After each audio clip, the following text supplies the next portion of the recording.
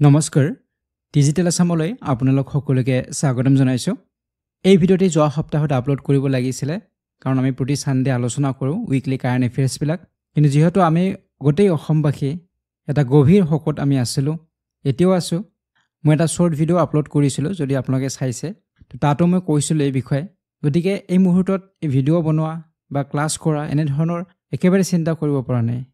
আৰু হে অকল মোৰ বুলি নহয় গোটেই অসমবাসীৰ প্ৰতিজন ব্যক্তিৰে অসমৰ সৰুৰ পৰা ডাঙৰলৈকে প্ৰতিজন ব্যক্তিৰে একেই দুখত একেই হকত আমি ভাগি পৰিছো গতিকে তেনেকুৱা সময়ত এইবিলাক চিন্তা একেবাৰে কৰা নাযায় এটো আমি সেই হকৰ পৰা বাহিৰত ওলাব পৰা নাই গতিকে কমপ্লিটলি মই একেদিন ইউটিউব বা ক্লাছ এইবিলাকৰ পৰা বিৰত আছো আৰু শ্ৰদ্ধাঞ্জলি যিবিলাক অনুষ্ঠান এইবিলাকত অংশগ্ৰহণ কৰিছো বা এইবিলাকতে জড়িত হৈ আছিল একেদিন সোশ্যাল মিডিয়াত যিসকল আছে মোৰ লগত তেওঁলোকে নিশ্চয় দেখিছে মই বিভিন্ন পোষ্টবিলাক কৰিছিলো কিন্তু আমি এতিয়া ষ্টাৰ্ট কৰিব লাগিব যেটো পৰীক্ষাবিলাকো আহি আছে যেটো সত্যটো আমি গ্ৰহণ কৰিব লাগিব তেও সদায় আমাৰ মনৰ মাজত থাকিব তেওঁৰ যিখিনি কৰ্মৰাজি সেইখিনি আমি জীয়াই ৰাখিব লাগিব তেওঁৰ প্ৰতি শ্ৰদ্ধা তেওঁৰ প্ৰতি মৰম আমাৰ সদায় থাকিব বা আমি জীয়াই ৰাখিব লাগিব কিন্তু তাৰ লগতে আমি আগবাঢ়িও যাব লাগিব গতিকে আপোনালোকৰ বহুতো ৰিকুৱেষ্ট আহি আছিল উইকলি কাৰেণ্ট এফেয়াৰ্স ভিডিঅ'ৰ বাবে গতিকে সেই কাৰণে কোৱেশ্চনছখিনি এৰেঞ্জ কৰি মই ভিডিঅ'টি প্ৰস্তুত কৰিছো কিবা যদি কোৱেশ্চন ৰৈ গৈছে বা টপিক ৰৈ গৈছে আমি নেক্সট উইকৰ যেটো ভিডিঅ'ত তাত আমি কভাৰ কৰিম ঠিক আছে তো আজিৰ এই ভিডিঅ'টিত আমি আলোচনা কৰিম 14 ছেপ্টেম্বৰৰ পৰা 20 ছেপ্টেম্বৰলৈকে যেটো যোৱা সপ্তাহৰ আছিল সেইখিনিহে আমি আলোচনা কৰিম তাৰ পিছৰখিনি আমি নেক্সট উইকত আলোচনা কৰিম ঠিক আছে তো আমি ডাইৰেক্টলি আমি কোৱেশ্চন এনসাৰলৈকে আহিছো প্ৰথম যেটো আমি কোৱেশ্চন আমি লম হেতু হৈছে where was India's first bamboo waste biorefinery inaugurated by PM Modi in September 2025 যে 2025 চনৰ ছেপ্টেম্বৰ মাহত প্ৰধানমন্ত্ৰী মোদীয়ে ভাৰতৰ প্ৰথমটো বাভিত্তিক জৈৱ সদানগৰ কোট উদ্বোধন কৰিছিল তো আমি যে ভিজিট অসমলৈ যে ভিজিট কৰিছিল আমাৰ প্ৰধানমন্ত্ৰী গৰাকীয়ে দুদিনৰ বাবে এই বিষয়ে আমি আগৰ সপ্তাহৰ ভিডিঅ'তে আলোচনা কৰিছিলো কিন্তু তাত এটা প্ৰশ্ন আমি আলোচনা কৰা নাছিলো সেই প্ৰশ্নটো আমি আজিৰ এই ভিডিঅ'টিত লৈছো তো ইয়াতে সুধিছে যে প্ৰধানমন্ত্ৰী গৰাকীয়ে প্ৰথমটো ইণ্ডিয়াৰ প্ৰথমটো বেম্বু ৱেষ্ট বায়োৰিফাইনাৰী ইনগ্ৰেট কৰিলে তো কোট উদ্বোধন কৰিছে হেতু হৈছে প্ৰশ্ন তো উত্তৰ হ'ব অপচন নম্বৰ এ হ'ব আসাম অসমতে তেখেতে ইণ্ডিয়াৰ প্ৰথমটো বেম্বু বেস্ট বায়োৰিফাইনাৰী ইনগ্ৰেট কৰিছে ঠিক আছে তো অসমৰ কোট কৰিছে হেতু মনত ৰাখিব লাগিব অসমৰ গোলাঘাটত তেখেতে উদ্বোধন কৰিছে তো ইয়াৰ ওপৰত আপোনালোকে মনত ৰাখিব সেই একেখন জিলাতে গোলাঘাট জিলাতে তেখেতে পলিপ্ৰপলাইন প্লান্টৰ তেখেতে আধাৰশিলা স্থাপন কৰিছে এটো আপোনালোকে মনত ৰাখিব আৰু যেটো বাভিত্তিক যেটো বায়োইথানল উদ্যোগ ইয়াৰ লক্ষ্য হৈছে ঔদ্যোগিক বৃদ্ধি কৰা ইন্ডাষ্ট্ৰিয়েল গ্ৰোথ যাতে হয় গ্ৰীণ এনাৰ্জি ৰিনিউৱেবল পাৱাৰ আৰু যাতে ফাৰ্মাৰ্স বা ইউথ সকলৰ বাবে অপৰচুনিটি ক্ৰিয়েট কৰিব পাৰে এইবিলাক হৈছে ইয়াৰ মূল উদ্দেশ্য আমি যদি চাও ইয়াতে বায়োইথানল যেটো প্লান্ট হ'ব এটো সেটআপ কৰা হ'ব কাৰ দ্বাৰা আসাম বায়োইথানল প্ৰাইভেট লিমিটেডৰ দ্বাৰা সেটআপ কৰা হ'ব আৰু এই গোটেই প্ৰজেক্টত কিমান খৰচ কৰা হৈছে 5000 কোটি টকাৰ ইয়াত ব্যয় কৰা হৈছে তো হেতু আপোনালোকে মনত ৰাখিব আৰু এই যেটো উদ্যোগ এই উদ্যোগতে বছৰি 5 লাখ টন বা প্ৰক্ৰিয়াকৰণ কৰা হ'ব গতিকে বছৰত 5 লাখ টন বাহৰ প্ৰয়োজন হ'ব এনুৱেলি আৰু এই বাহৰ পৰা কি প্ৰডিউস কৰা হ'ব 50000 টনছ অফ ইথানল প্ৰডিউস কৰা হ'ব 50000 টন ইথানল উৎপাদন কৰা হ'ব তো এই পইণ্টছ বিলে আপোনালোকে মনত ৰাখিব তো ইয়াতে আন এটা প্ৰশ্ন হ'ব পাৰে আপোনালোকে এই পইণ্টটো মনত ৰাখিব লাগিব PM নিম কৰিডৰ বুলি কোৱা হৈছে এই পইণ্টটো মনত ৰাখিব PM নিম কৰিডৰ যে অসমৰ গোলাঘাট জিলাৰ নুমলীগড়ত নিম পুলিৰে আবৃত কৰা 2.6 কিলোমিটাৰ এটা কৰিডৰ বা এটা আলিবাট কৰা হৈছে যত নিম পুলি ৰোপণ কৰা হৈছে নিম গছ আৰু ইয়াক PM নিম কৰিডৰ বুলি কোৱা হৈছে আৰু যেতিয়া নুমলীগড়লৈকে গৈছিল আমাৰ প্ৰধানমন্ত্ৰী গৰাকীয়ে এই কৰিডৰৰ মাজেৰে তেখেতে গৈছিল আৰু ইয়াক PM নিম কৰিডৰ বুলি কোৱা হৈছে প্ৰধানমন্ত্ৰী নিম আলিবাট বুলি কোৱা হৈছে কিমান ইয়াৰ দূৰত্ব 2.6 কিলোমিটাৰ তো এইবিলাক যথেষ্ট ইম্পৰ্টেন্ট হ'ব এইবিলাক পইণ্ট আপোনালোকে মনত ৰাখিব লাগিব তো ইয়াতে আপোনালোকে চাব 14 ছেপ্টেম্বৰত কি হৈছে মেইন পইণ্ট কিটা আপোনালোকে চাব ফাউণ্ডেশ্যন ষ্টন বা আধাৰশিলা স্থাপন কৰা হৈছে গুৱাহাটী ৰিং ৰোডৰ 118.5 কিলোমিটাৰ ৰিং ৰোড প্ৰস্তুত কৰা হ'ব তো ইয়াৰ প্ৰজেক্টৰ যেটো কষ্ট বা খৰচ কিমান হ'ব 4530 কোটি টকা তো এই পইণ্টছ বিলাক মনত ৰাখিব ৰিং ৰোডৰ ডিসটেন্স কিমান এটো মনত ৰাখিব তাৰ পিছত ব্ৰহ্মপুত্ৰৰ ওপৰত এখন ব্ৰিজ 2.9 কিলোমিটাৰ ইয়াত প্ৰজেক্টত খৰচ হ'ব 1200 কোটি টকা তাৰ পিছত 430 বিছনাযুক্ত মেডিকেল কলেজ হস্পিটাল তাৰ লগতে জিএনএম স্কুল থাকিব, বিএছচি নাৰ্ছিং কলেজ থাকিব। দৰঙত ইয়াৰ আধাৰশিলা স্থাপন কৰা হৈছে। ইয়াত প্ৰজেক্টটোৰ কষ্ট দিয়া হৈছে 570 কোটি টকা। ঠিক আছে, ক'ত কি আধাৰশিলা স্থাপন কৰা হৈছে এইবিলাক মনত ৰাখিব। তাৰপিছত যদি আমি আহোঁ নুমলীগড়, তো ইয়াতে যদি চাওঁ আমি ইনগ্ৰেট কৰা হৈছে ছেকেণ্ড জেনেৰেশ্যন বায়' ইথেনল প্লেণ্ট হয়, যিটো কুৱেশ্যন আমি আলোচনা কৰিছোঁ। এইটো ইণ্ডিয়াৰ প্ৰথম বা বিশ্বৰ প্ৰথম ফাৰ্ষ্ট বেম্বু বেছড বায়' ৰিফাইনাৰী হয়, ছেকেণ্ড জেনেৰেশ্যন। তো ইয়াত 5,000 কোটি টকাৰ কষ্ট, বাকীখিনিতো আমি আলোচনা কৰিলোৱে। বাকী পলি প্ৰপালাইন প্লাণ্ট এইটোৰো আধাৰশিলা স্থাপন কৰা হৈছে। ঠিক আছে, তো এই পইণ্টছকেইটা মনত ৰাখিব। তো আমি আহিলোঁ নেক্সট কুৱেশ্যনলৈকে, কুৱেশ্যন নম্বৰ 2। ইয়াতে সুধিছে September 14 PM Modi will inaugurate and lay foundation stones of projects worth over how much in Assam. গতিকে কিমান পৰিমাণৰ বা কিমান মূল্যৰ প্ৰকল্প উদ্বোধন বা আধাৰশিলা স্থাপন কৰিছে প্ৰধানমন্ত্ৰী মোদীয়ে, সেইটো হৈছে প্ৰশ্ন। গতিকে কিছু আমাৰ উদ্বোধন হৈছে, কিছু আধাৰশিলা স্থাপন হৈছে, টোটেল কিমান সেইটো হৈছে প্ৰশ্ন। তো উত্তৰ হ'ব অপশ্যন নম্বৰ ডি হ'ব 18,530 কোটি টকা। 18,530 কোটি টকাৰ টোটেল ইয়াত ইনগ্ৰেশ্যন বা যিটো ফাউণ্ডেশ্যন ষ্টন বা আধাৰশিলা স্থাপন কৰা হৈছে টোটেল ইয়াৰ মূল্য।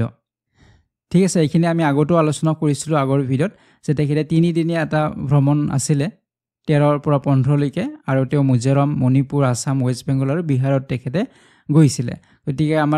আমি যদি চাওঁ টোটেল গোটেইকেইখন ৰাজ্যৰে যদি চাওঁ তেনেহ'লে 71,000 crore হয়। আৰু আমি অসমৰ কথা যদি চাওঁ, অসমৰ কাৰণে 18,530 কোটি টকা আছিলে টোটেল যিটো মূল্য হ'ব। আৰু অসমত তেখেতে 13 আৰু 14 তাৰিখত আছিলে, 13 তাৰিখে আবেলি সময়ত আহিছিলে। আৰু সেইদিনাখন আমাৰ ডক্টৰ ভূপেন হাজৰিকাদেৱৰ যি বাৰ্থ চেণ্টিনেৰী বা জন্ম শতবাৰ্ষিকী পালন কৰা হৈছিলে, তো তাত তেখেতে আহিছিলে। আৰু তাৰ লগত ৰিলেটেড কুৱেশ্যনছবিলাক আমি আগৰ ভিডিঅ'তে আলোচনা কৰিছিলোঁ। তেওঁৰ এখন বায়'গ্ৰাফী মুকলি কৰা হৈছিলে। তো এই পইণ্টছবিলাক আমি আগৰ ভিডিঅ'ত আলোচনা ইতিমধ্যে কৰিছোঁ, তো ইয়াতে আমি আৰু আলোচনা নকৰোঁ। ঠিক আছে, তো নেক্সট আমি এতিয়া কুৱেশ্যনলৈকে আহিম, কুৱেশ্যন নম্বৰ 3লৈকে। ইয়াতে সুধিছে who was sworn in as the 10th chief justice of Manipur high court on September 15। যে 2025 চনৰ 15 ছেপ্টেম্বৰত মণিপুৰ উচ্চ ন্যায়ালয়ৰ 10ম মুখ্য ন্যায়াধীশ হিচাপে কোনে শপত গ্ৰহণ কৰিছিলে? গতিকে মণিপুৰৰ 10ম মুখ্য ন্যায়াধীশ বা চিফ জাষ্টিছ নিয়োগ কৰা হৈছে, তেখেতে শপত গ্ৰহণ কৰিলে। গতিকে কোনে শপত গ্ৰহণ কৰিলে এইটো হৈছে প্ৰশ্ন। তো উত্তৰ হ'ব অপশ্যন নম্বৰ বি হ'ব জাষ্টিছ M সুন্দৰ। তেখেত হ'ব নতুন চিফ জাষ্টিছ মণিপুৰ হাইকোৰ্টৰ। তো এইটো মনত ৰাখিব, M সুন্দৰ। তেখেতে প্ৰিভিয়াছলি মাদ্ৰাছ হাইকোৰ্টৰ জাজ আছিলে তেখেতে। তো তেখেত হ'ব নতুন চিফ জাষ্টিছ মণিপুৰ হাইকোৰ্টৰ। এতিয়া আহিছোঁ নেক্সট কুৱেশ্যন নম্বৰ 4লৈকে। ইয়াতে সুধিছে the 14th Chirarakhong Hathei chilli festival is celebrated in which state? যে 14দশ চিৰাৰাখং হাথেই চিলি মহোৎসৱ কোন ৰাজ্যত পালন কৰা হয়? তো ৰিচেণ্টলি পালন কৰা হৈছে এটা ফেষ্টিভেল হয়, আৰু এই ফেষ্টিভেলটো চিলি ফেষ্টিভেলটো ক'ত পালন কৰা হৈছে এইটো হৈছে প্ৰশ্ন। ৰিচেণ্টলি পালন কৰা হৈছে। তো ইয়াৰ উত্তৰটো হ'ব অপশ্যন নম্বৰ বি মণিপুৰ। গতিকে মণিপুৰত পালন কৰা হৈছে 14 সংখ্যক চিৰাৰাখং হাথেই চিলি ফেষ্টিভেল, যিটো উখৰুল জিলাত পালন কৰা হৈছে 17 ছেপ্টেম্বৰ তাৰিখত। তো আপোনালোকে মনত ৰাখিব, এইটো এটা চিলি ফেষ্টিভেল হয়, আপোনালোকে ছবিত দেখিছে। আৰু 14 দিনীয়া এটা মহোৎসৱ পালন কৰা হয়। আৰু ইয়াতে চিৰাৰাখং যিটো হাথেই, এই জলকীয়াৰ নাম হয় এইটো। গতিকে এই জলকীয়াবিধে জিঅ'গ্ৰাফিকেল ইণ্ডিকেশ্যন বা GI টেগ লাভ কৰিছিলে। এই জলকীয়াবিধক প্ৰমোট কৰাৰ বাবে এই উৎসৱ তেওঁলোকে পালন কৰে। গতিকে সমগ্ৰ বিশ্বতে ইয়াৰ যিটো সুগন্ধ বা ইয়াৰ যিটো সোৱাদ, ইয়াৰ বাবে যথেষ্ট বিখ্যাত হয় চিৰাৰাখং হাথেই এই চিলি। ঠিক আছে, মনত ৰাখিব, মণিপুৰত পালন কৰা হয়। নেক্সট এতিয়া কুৱেশ্যনলৈকে আহিম, কুৱেশ্যন নম্বৰ 5লৈকে। ইয়াতে সুধিছে recently in which day Hindi দিৱস ৱাজ চেলিব্ৰেটেড? যে শেহতীয়াকৈ কোনটো দিনত হিন্দী দিৱস পালন কৰা হৈছিলে? তো ৰিচেণ্টলি পালন কৰা হৈছে হিন্দী দিৱস, কোনটো তাৰিখত পালন কৰা হৈছে? তো ইয়াৰ উত্তৰ হ'ব অপশ্যন নম্বৰ চি হ'ব 14 ছেপ্টেম্বৰ, 14 ছেপ্টেম্বৰ তাৰিখত পালন কৰা হৈছে হিন্দী দিৱস।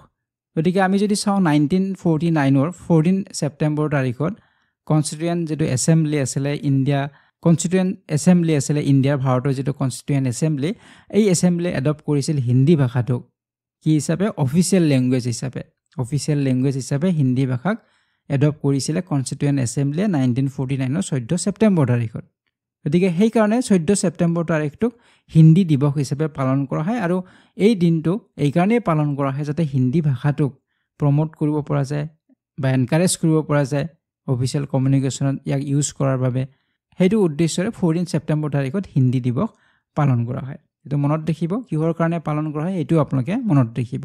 আৰু যদি আমি চাও আৰ্টিকল 343 ইণ্ডিয়ান কনষ্টিটিউচনৰ এটোৱে ডিক্লেয়াৰ কৰিছে যে হিন্দী যেটো দেৱনাগৰী স্ক্ৰিপ্টত আছে এটো অফিচিয়েল ল্যাঙ্গুৱেজ হয় ইণ্ডিয়াৰ তো এটো উল্লেখ কৰা আছে আৰ্টিকল 343 আছে ইণ্ডিয়ান কনষ্টিটিউচনৰ তো এটো মনত ৰাখিব কেতিয়াবা এইবিলাক প্ৰশ্ন হ'লে যে কোনটো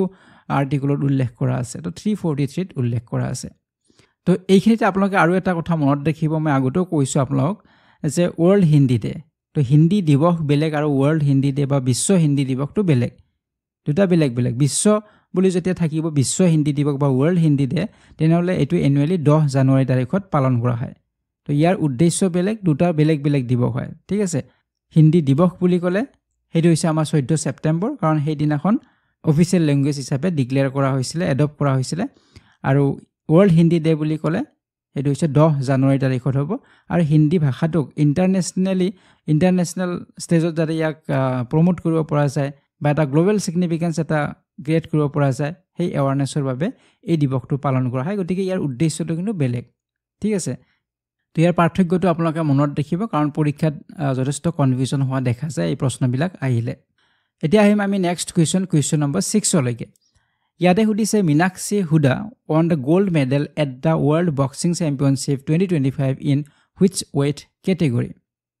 যে 2025 চনৰ বিশ্ব বক্সিং চেম্পিয়নশ্বিপত কোনটো ওজন শাখাত সোণৰ পদক লাভ কৰে মীনাক্ষী হুডাই যে মীনাক্ষী হুডাই সোণৰ পদক লাভ কৰিছে ওয়াৰ্ল্ড বক্সিং চেম্পিয়নশ্বিপত গতিকে কোনটো শাখাত তেখেতে লাভ কৰিছে এটো হৈছে প্ৰশ্ন তো ইয়াৰ উত্তৰটো হ'ব অপচন নম্বৰ এ হ'ব 48 কেজি গতিকে 48 কেজি শাখাত তেখেতে গোল্ড মেডেল লাভ কৰিছে মীনাক্ষী হুডাই তো মনত ৰাখিব এটো কিমান ক্যাটেগৰীত হয় কোনটো ক্যাটেগৰীত হয় এটো মনত ৰাখিব 48 ক্যাটেগৰীত ইয়াৰ পিছত আমি নেক্সট কুৱেশ্যন লৈকে আহিম কুৱেশ্যন নম্বৰ 7 লৈকে এটো ৰিলেটেড কুৱেশ্যন হয় ইয়াতে সুধিছে jasmine লাম্বুৰিয়া on her gold medal in which weight category at the World Boxing Championship গতিকে ভাৰতৰ আন এগৰাকী খেলুৱৈ বা বক্সাৰ তেখেতেও লাভ কৰিছে বক্সিং চেম্পিয়নশ্বিপত গোল্ড মেডেল গতিকে তেখেতে কোনটো শাখাত লাভ কৰিছে হেতু হৈছে প্ৰশ্ন তেও হৈছে জেসমিন লাম্বুৰিয়া তো ইয়াৰ উত্তৰটো হ'ব অপচন নম্বৰ ডি হ'ব 57 কেজি গতিকে তেখেতে 57 কেজি ক্যাটেগৰীত সোণৰ পদক লাভ কৰিছে গতিকে দুগৰাকী ইণ্ডিয়াৰ মীনাক্ষী হুডা আৰু জেসমিন লাম্বুৰিয়া So দুগৰাকী গোল্ড মেডেল লাভ কৰিছে ওয়াৰ্ল্ড বক্সিং চেম্পিয়নশ্বিপত এগৰাকী মীনাক্ষী হুডা তেখেতে 48 কেজি ক্যাটেগৰীত আৰু জেসমিন লাম্বুৰিয়া তেখেতে 57 কেজি ক্যাটেগৰীত লাভ কৰিছে তো পইণ্টছ খিনি আপোনালোকে মনত ৰাখিব এতিয়া আহিম নেক্সট কুৱেশ্যন লৈকে কুৱেশ্যন নম্বৰ 8 লৈকে ইয়াতে সুধিছে which company has become the new lead sponsor of the Indian cricket team in September 2025 যে কোনটো কোম্পানীয়ে 2025 চনৰ ছেপ্টেম্বৰ মাহত ভাৰতীয় ক্ৰিকেট দলৰ নতুন মুখ্য পৃষ্ঠপোষক হিচাপে পৰিগণিত হৈছে গতিকে ইয়াত আমি যদি চাও ইণ্ডিয়া ক্ৰিকেট টিমৰ নতুন যেটো স্পন্সৰ ছেপ্টেম্বৰ নতুন স্পন্সৰশ্বিপ আহিছে কোনে স্পন্সৰ কৰিব ইণ্ডিয়ান ক্ৰিকেট টিমক হেতু হৈছে প্ৰশ্ন তো আমি যদি চাও এতিয়া এছিয়া কাপ চলি আছে আৰু ইণ্ডিয়া কোনো স্পন্সৰশ্বিপ এতিয়া নাই আপোনালোকে যদি ইণ্ডিয়ান টিমটোৰ জাৰ্সি চাই তাত কোনো ধৰণৰ লোগো আমি দেখা নাই তো ইয়াৰ কাৰণটো কি হয় কাৰণ ইয়াৰ আগলৈকে স্পন্সৰশ্বিপ কাৰ আছিল ড্ৰিম 11 ৰ আছিল আপোনালোকে যদি চাইছে তো ড্ৰিম 11 ৰ আমি লোগো দেখা পাইছিলো গতিকে স্পন্সৰশ্বিপ আছিল ড্ৰিম 11 ৰ যেটো অপচন নম্বৰ বি আছে কিন্তু যেহেতু আমাৰ এখন নতুন যে বিল আহিলে আপোনালোকে সকলোৱে জ্ঞাত বিলখন আছিল যে অনলাইন গেমিং বিলাকৰ ৰেগুলেশন বা তাৰ প্ৰমোশনৰ ওপৰত যিখন এক্ট এখন বনোৱা হৈছে এখন আইন বনোৱা হৈছে নতুনকৈ অনলাইন গেমিংৰ ওপৰত তো এই বিষয়ে আমি আগত আলোচনা কৰিছোৱে গতিকে সেই আইনখন মতে যিবিলাক online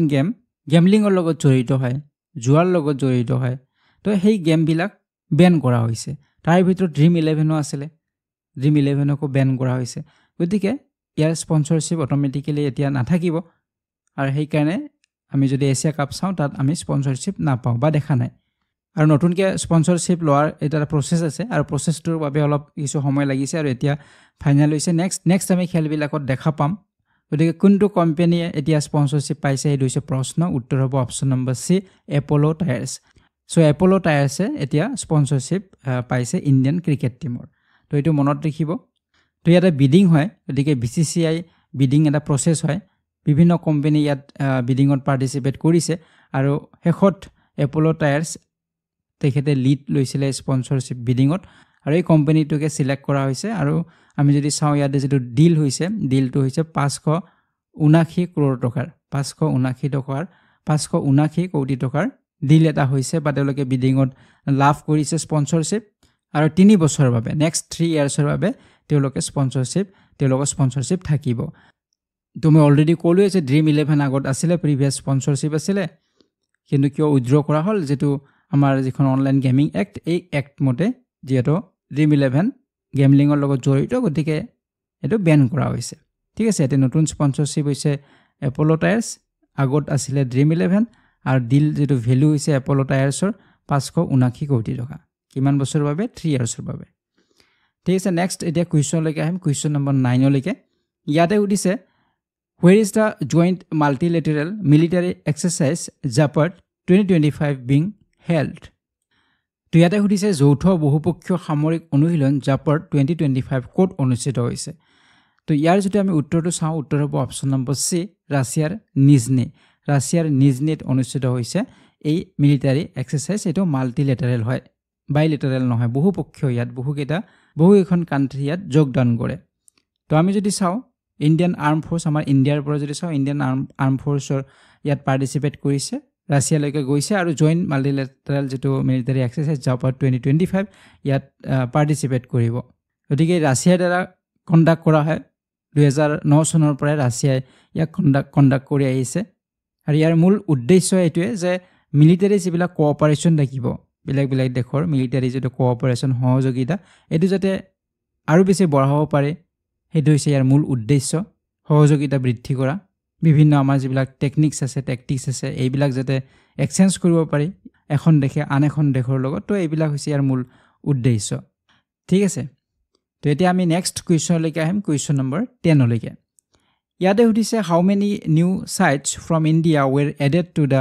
tentative list of UNESCO world heritage sites in September 2025 যে 2025 চনৰ সেপ্টেম্বৰ মাহত ইউনেস্কোৰ বিশ্ব ঐতিহ্য ক্ষেত্ৰৰ আংশিক যেটো তালিকা এই তালিকাত ভাৰতৰ পৰা কিমানটা নতুন স্থান সংযোজন হৈছে গতিকে টেন্টেটিভ লিষ্ট ওলাইছে ইউনেস্কো ওয়ার্ল্ড হেৰিটেজ সাইটৰ তো ইয়াত ভাৰতৰ কেবাখন ঠাই বা নতুন স্থান ইনক্লুড হৈছে গতিকে টোটাল কিমানখন স্থান ইনক্লুড হৈছে ইউনেস্কো হেৰিটেজ লিষ্টত হেৰি হৈছে প্ৰশ্ন আৰু ইয়াৰ উত্তৰটো হ'ব অপচন নম্বৰ সি 7 গতিকে 12 সেপ্টেম্বৰ তাৰিখত ইউনেস্কোত ভাৰতীয় স্থায়ী যেটো প্ৰতিনিধি পাৰ্মানেন্ট ডেলিগেশ্যন অফ ইণ্ডিয়া এই দলে ইউনেস্কোৰ বিশ্ব ঐতিহ্য ক্ষেত্ৰৰ আংশিক যেটো তালিকাত 7টা নতুন স্থান সংযোজন কৰাৰ কথা ঘোষণা কৰে গতিকে টেন্টেটিভ লিষ্টত 7টা নতুন স্থান অন্তৰ্ভুক্ত হ'ব বুলি ঘোষণা কৰিছে তো এই স্থানবিলাকনো কি সেই বিষয়ে আমি আলোচনা কৰিম তাৰ ওপৰত প্ৰশ্ন আহিব পাৰে গতিকে কিমানটা ইনক্লুড কৰা হ'ব 7টা নেক্সট আমি কুৱেশ্যন লৈকে আহিম এতিয়া কুৱেশ্যন নম্বৰ 11 লৈকে ইয়াতে উঠিছে after the latest edition what is the total number of Indian entries in UNESCO's tentative list গতিকে শেহতীয়া যি সংযোজনৰ পিছত ইউনেস্কোৰ আংশিক তালিকাত ভাৰতীয় প্ৰৱেশৰ মুঠ সংখ্যা কিমান গতিকে কিমান ইয়াত টোটেল হ'ব ইনক্লুড হ'ল আমাৰ আগত কিমান আছিলে বা এতিয়া 7টা যোগ হ'ল গতিকে টোটেল কিমান হ'ল এইটো হৈছে প্ৰশ্ন টোটেল এতিয়া কিমান হ'ব তো ইয়াৰ উত্তৰটো হ'ব অপচন নম্বৰ সি হ'ব 69 গতিকে এতিয়া 69 হ'ব টোটেল আমি যদি চাওঁ কালচাৰেল যেটো প্ৰপাৰ্টিজ তাত 49 নেচাৰেল প্ৰপাৰ্টিজ 17 আৰু মিক্সড প্ৰপাৰ্টিজ 3 গতিকে টোটেল 69 হ'ব সো আগত আমাৰ 62 আছিলে গতিকে তাত 7টা যোগ হ'ল গতিকে 69 হ'ব এতিয়া নেক্সট কুৱেশ্যন লৈকে আহিছো কুৱেশ্যন নম্বৰ 12 ইয়াতে সুধিছে all 7 newly added sites belong to which UNESCO heritage category গতিকে নতুনকৈ সংযোজন কৰা 7টা স্থানে ইউনেস্কোৰ কোনটো শ্ৰেণীৰ ঐতিহ্য শ্ৰেণীৰ অন্তৰ্গত গতিকে ঐতিহ্য শ্ৰেণী হেৰিটেজ কেটেগৰী থাকে গতিকে কোনটো কেটেগৰী অন্তৰ্গত হয় এই যে 7টা নতুন স্থান ইনক্লুড হ'ব বা এড কৰা হ'ব যোগ কৰা হ'ব তো এটো কোনটো কেটেগৰীৰ হয় তো ইয়াৰ উত্তৰ হ'ব অপচন নম্বৰ সি হ'ব নেচাৰেল হেৰিটেজ গতিকে ইয়াৰ যেটো কেটেগৰী এটো নেচাৰেল কেটেগৰীত হ'ব গতিকে এইখনে 7খনে নেচাৰেল কেটেগৰীত তো আমি যদি চাওঁ যে 7খন ইনক্লুড কৰা হ'ব গতিকে এইখন নেচাৰেল কেটেগৰীত হয় আৰু ইণ্ডিয়াৰ ইকোলজিক্যাল আৰু জিওলজিক্যাল যেটো ডাইভাৰ্সিটি হয় পৰিৱেশ আৰু ভূতাত্ত্বিক বৈচিত্ৰ্য ইয়াক হাইলাইট কৰিব এই স্থান কেইখনে তো আমি যদি চাওঁ প্ৰথমখন স্থান হৈছে ডেক্কান ট্ৰেপছ তো পঞ্চগনি আৰু মহাবলেশ্বৰ মহাৰাষ্ট্ৰত অন্তৰ্ভুক্ত মহাৰাষ্ট্ৰৰ তো কোনখন স্থান কোনখন ঠাইত আছে বা ষ্টেটত আছে সেইখিনি আমি মনত ৰাখিব লাগিব সুধিব পাৰে এইবিলাক বিষয় গতিকে এই ঠাইখন এখন এনচিয়েন্ট ভলকেনিক ৰিজন হয় এটা প্ৰাচীন আগ্নেয়গিৰি অঞ্চল হয় এটো মনত ৰাখিব দ্বিতীয়তে আছে আমাৰ geological heritage of Saint Mary's island cluster এইটো কৰ্ণাটকত আছে আৰু এই ঠাইখন বেছাল্টিক লাভা গঠনৰ বাবে পৰিচিত হয় 3 নম্বৰলৈকে যদি আহো 3 নম্বৰত আছে মেঘালয়া এছ কেপছ এইখন মেঘালয়ত আছে ইষ্ট খাসী হিলত 4 নম্বৰত আছে নাগা হিল অফিঅলাইট এইটো নাগালেণ্ডত আছে প্ৰাচীন যে সাগৰীয় যেটো খলা বা ক্ৰাষ্ট যেটো হয় অচেনিক ক্ৰাষ্ট ইয়াক প্ৰতিনিধিত্ব কৰা এটা ভূতাত্ত্বিক গঠন হয় এইটো হৈছে নাগা পাহাৰৰ অফিঅলাইট তাৰ পিছত আছে এৰামাত্তি দিব্বালু এয়া অন্ধ্ৰ প্ৰদেশৰ হয় গতিকে ৰঙা বালিৰ এটা টিলা হয়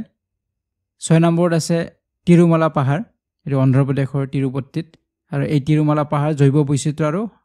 সাংস্কৃতিক সংগঠন কি হয় গতিকে ৰিচ ইয়াত বায়োডাইভাৰ্চিটি আছে কালচাৰেল এছ'চিয়েশ্যন আছে 7 নম্বৰত আছে ভাৰ্কালা ক্লিফ এইটো কেৰালাত আছে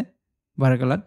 আৰু ইয়াতে জীৱাশ্ম সমৃদ্ধ পলক থকা জীৱাশ্ম ইয়াত পোৱা যাব জীৱাশ্ম সমৃদ্ধ পলক থকা উপকূলীয় ৰঙা লেটেৰাইট হিলৰ গঠন গতিকে উপকূলীয় ৰঙা যেটো লেটেৰাইট হিল ইয়াৰ গঠন ইয়াত আছে তো এইটো হৈছে ভাৰ্কালা ক্লিফ তো এই 7খন নতুন ঠাই ইয়াত সংযোজন কৰা হ'ব তো এই ঠাইবিলাকৰ ওপৰত প্ৰশ্ন আহিব পাৰে গতিকে আপোনালোকে কোনখন ঠাই ক'ত আছে এইটো আপোনালোকে মনত ৰাখিব এনে ধৰণৰ প্ৰশ্ন সুধিব পাৰে 13 নম্বৰত ৰখা হৈছে এটা প্ৰশ্ন যে The Varkala cliff part of the new edition is located in which state? যে ভাৰ্কালা যে ক্লিফ ইউনেস্কোৰ লিষ্টত দিয়া নতুনকৈ সংযোজন কৰা হৈছে কোনখন ৰাজ্যত অৱস্থিত তেনেধৰণে সুধিব পাৰে তো অলপ আগত আমি পালো কেৰালাত অৱস্থিত উত্তৰ হ'ব অপচন নম্বৰ বি হ'ব তো এনেধৰণে আমাক সুধিব পাৰে গতিকে আমি পইণ্টছ কেইটা বা কোনবিলাক ষ্টেটৰ হয় এইবিলাক মনত ৰাখিব লাগিব এটা আছে নেক্সট কুৱেশ্যন নম্বৰ 14 লৈকে ইয়াতে সুধিছে which state government has announced a 1000 monthly allowance for unemployed youth যে কোনখন ৰাজ্য চৰকাৰে নিবনুৱা যুৱক যুৱতীসকলৰ বাবে 1000 মাহিলী ভাত্তা ঘোষণা কৰিছে 1000 কে মাহিলী ভাত্তা দিয়া হ'ব কোনখন ৰাজ্য চৰকাৰে ঘোষণা কৰিছে নিবনুৱা যুৱক যুৱতীসকলৰ বাবে ইয়াৰ উত্তৰটো হ'ব অপচন নম্বৰ বি হ'ব বিহাৰ গতিকে বিহাৰ চৰকাৰে নতুনকৈ ঘোষণা কৰিছে যে প্ৰতি মাহে 1000 টকাকে মাহিলী ভাত্তা দিয়া হ'ব নিবনুৱা যুৱক যুৱতীসকলৰ বাবে গতিকে বিহাৰৰ chief minister Nitish Kumar so তেখেতে এনাউন্স কৰিছে এটা ফাইনেন্সিয়েল সাপোৰ্ট এটা প্ৰগ্ৰাম যিবিলাক ইয়ং গ্ৰেজুৱেটছ আছে বা স্নাতক আছে তেওঁলোক নিবনুৱা হয় গতিকে তেওঁলোকৰ এই নিবনুৱা সমস্যাৰ সৈতে যাতে মোকাবিলা কৰিব পাৰে এই উদ্দেশ্যে এটা বৃহৎ আৰ্থিক সাহায্য তেওঁলোক দিয়া হ'ব গতিকে তেওঁলোকে সৰ্বাধিক 2 বছৰৰ বাবে তেওঁলোকে 1000 টকাকে লাভ কৰিব ম্যাক্সিমাম 2 ইয়াৰ্ছৰ বাবেহে পাব ঠিক আছে যিদৰে আমাৰ অসমতো আছে তেনে ধৰণৰ আঁচনি তো একে ধৰণৰ আঁচনি বিহাৰ চৰকাৰেও ঘোষণা কৰিছে তো ইয়াতে আমি যদি চাও আগত ইয়াত ৰিজাৰ্ভ কৰা আছিল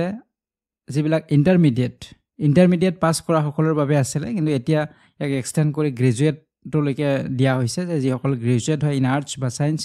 বা কমাৰ্চ ষ্ট্ৰীমত কিন্তু তেওঁলোক নিবনুৱা হ'ব লাগিব বা তেওঁলোকে কোনো ধৰণৰ ষ্টাডি কৰি থকা নাই বা কাম কৰি থকা নাই তেনে ধৰণৰ হ'ব লাগিব তেওঁলোকে লাভ কৰিব ঠিক আছে তো এতিয়া আমি আহিম নেক্সট কুৱেশ্যনলৈকে কুৱেশ্যন নম্বৰ 15 লৈকে ইয়াতে সুধিছে what is the rank of India in the global innovation index 2025 যে 2025 চনৰ গ্লোবাল ইনোভেশন ইনডেক্সত ভাৰতৰ স্থান কিমান তো আমি যদি চাও ইয়াৰ উত্তৰ হ'ব অপচন নম্বৰ সি হ'ব 38 গতিকে 38 স্থান ভাৰতবৰ্ষে লাভ কৰিছে গ্লোবাল ইনোভেশন ইনডেক্সত আৰু এই যেটো ইনডেক্স হেতু কোনে ৰিলিজ কৰে হেতু এটা প্ৰশ্ন আহিব পাৰে